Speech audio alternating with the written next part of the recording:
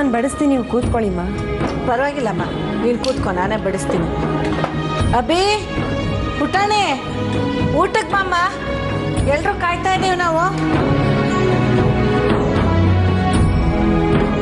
ಬಾರೋ, ಊಟ ಟೈಮಲ್ಲಿ ಎಲ್ಲಿ ಹೋಗಿ ಸೇರ್ಕೊಂಡಿರ್ತೀಯ? ಕೂತ್ಕೋ, ಅವನಿಗೂ ಬಡಿಸೋಣ. ನಂಗೇನು ಬೇಡ ಮಾಮ್. ಯಾಕೋದ್ರೆ ಅಣ್ಣವ್ರ ಪಿಕ್ಚರ್ ನೋಡಿದ್ದಕ್ಕೆ ಹೊಟ್ಟೆ ತುಂಬೈತಾ? ಹಾಗೆ ಅಂದ್ಕೋ ರಚಿನ್. ಮಾಮ್, ನಂಗೇನು ಬಡಿಸ್ಬೇಡ, ನಂಗೆ ಹಸಿವಿಲ್ಲ.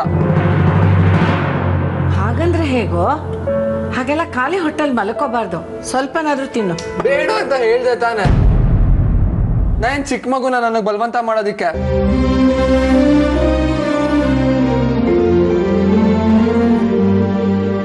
ಅಯ್ಯೋ ರಾಮ, ಇದ್ಯಾಕೋ ಹೀಗೆ ಸಿಟ್ಕೋತೀಯ? ಊಟ ಮಾಡು ಅಂತ ಹೇಳೋದು ತಪ್ಪಾ? ನೋಡ್ರಿ ಅಭಯ್, ನಿನಗೆ ಯಾರ ಮೇಲಾದರೂ ಸಿಟ್ಟಿದ್ರೆ ಅದನ್ನು ಅವ್ರ ಮೇಲೆ ತೀರಿಸ್ಕೊ.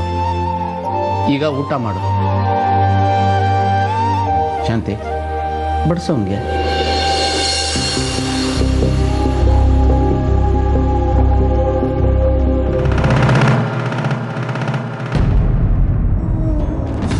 ಅಭಿ, ಆವಾಗಲೇ ಚೆನ್ನಾಗಿದೆಯಲ್ಲೋ, ಏನಾಯ್ತು ನಿನಗೆ?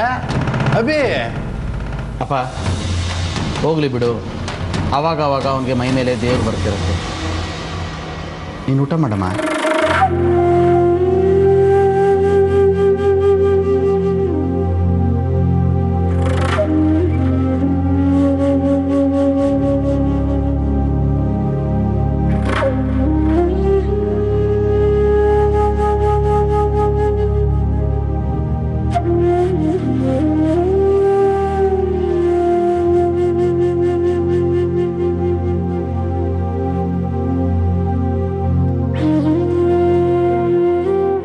ಬಿಟ್ಟು ತಿಂತಾ ಇದ್ದಾರಾ?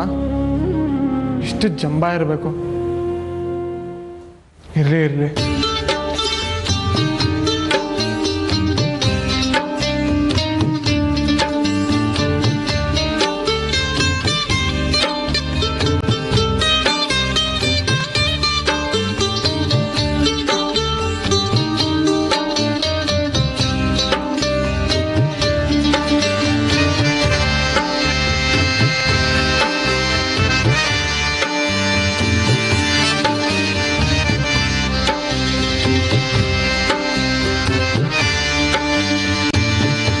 ಇದೊಂದು ಸ್ವಲ್ಪ ಬಡಿಸ್ಲಮ್ಮ.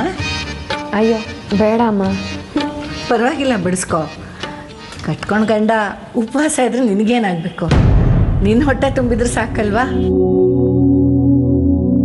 ಹಂಗನ್ಬೇಡಿಮ್ಮ. ಸತ್ಯವಾಗ್ಲೂ ಅಭಯನ ಬಿಟ್ಟು ಊಟ ಮಾಡಕ್ಕೆ ನನಗೆ ಮನಸ್ಸಿರಲಿಲ್ಲ.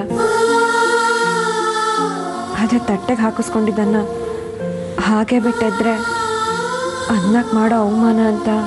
ಓಹೋ, ತುಂಬ ತಿಳ್ಕೊಂಡ್ಬಿಟ್ಟಿದೀಯ ಬಿಡಮ್ಮ ನೀನು. ಗಂಡನ ಹಸಿವಿಗಿಂತ ಅನ್ನಕ್ಕೆ ಅವಮಾನ ಆಗೋದೇ ಹೆಚ್ಚಾಗಿ ಹೋಯ್ತಲ್ವ ನಿನಗೆ?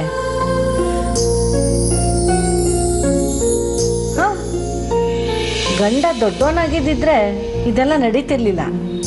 ಆದ್ರೆ ಇಲ್ಲಿ ಹೆಂಡತಿ ತಾನೇ ದೊಡ್ಡೋಳು, ಇದೆಲ್ಲ ಆಗ್ಬೇಕಾದ್ದೆ.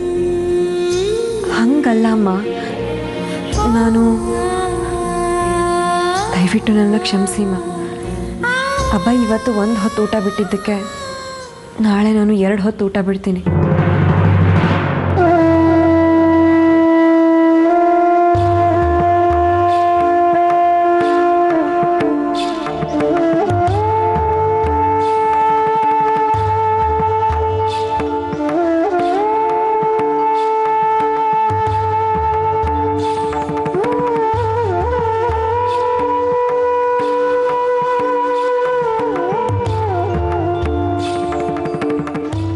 ಏನದು? ಜ್ಯೂಸ್ ಅಮ್ಮ.